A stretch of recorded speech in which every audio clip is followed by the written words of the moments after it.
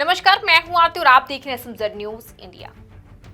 लोकसभा में चल रहा गतिरोध आज समाप्त हो गया, लेकिन संसद में सियासत पर अभी भी सस्पेंस बना हुआ है, क्योंकि अध्यक्ष की कुर्सी पर अब स्पीकर ओम बिरला नहीं बैठेंगे। यह फैसला लेने के बाद सियासी गलियारों में और भी चर्चाएं तेज हो चुकी हैं और अब लोगों की नजर उस पर टिकी हुई है जो सत्ता और विपक्ष का दिशा जो है वो तय करेगा।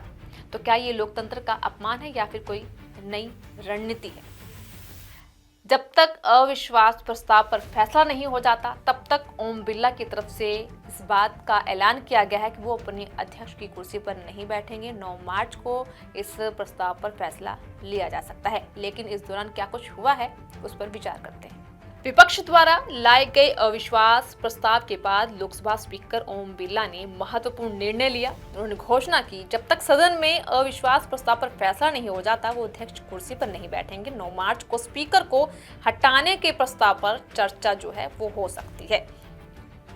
हालांकि नियमों के अनुसार ऐसी बाध्यता नहीं है, फिर भी उन्होंने सदन में न जाने का जो फैसला किया, चाहे सरकार या विपक्ष की ओर से मनाने का प्रयास हो, लेकिन वो नहीं जाएंगे। संभावना ये भी है कि बजट सत्र के दूसरे हिस्से के पहले दिन यानी 9 मार्च को स्पीकर को हटाने के प्रस्ताव पर चर्चा हो सकती है। उसके लिए 50 सांसदों से हाथ खड़े कराए जाएंगे, जिसके बाद चेयर इस प्रस्ताव पर चर्चा करा सकती है।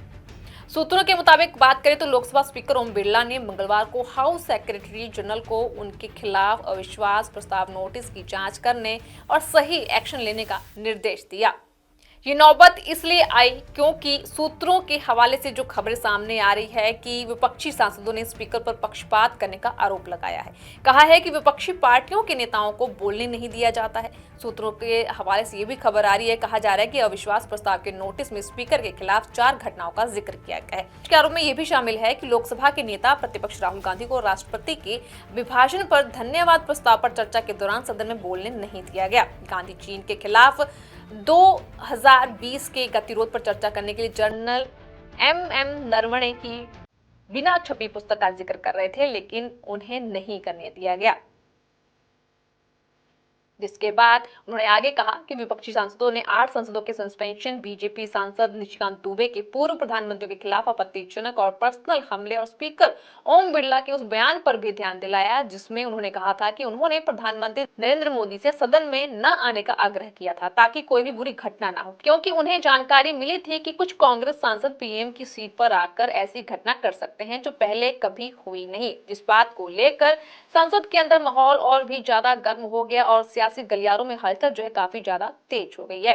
तो अब देखना ये होगा कि ओम बिरला को लेकर जो उनके अविश्वास प्रस्ताव पर फैसला जो है कब आता है और स्पीकर के हटाए जाने पर जो चर्चा है 9 मार्च को होनी है उस पर क्या फैसला आता है।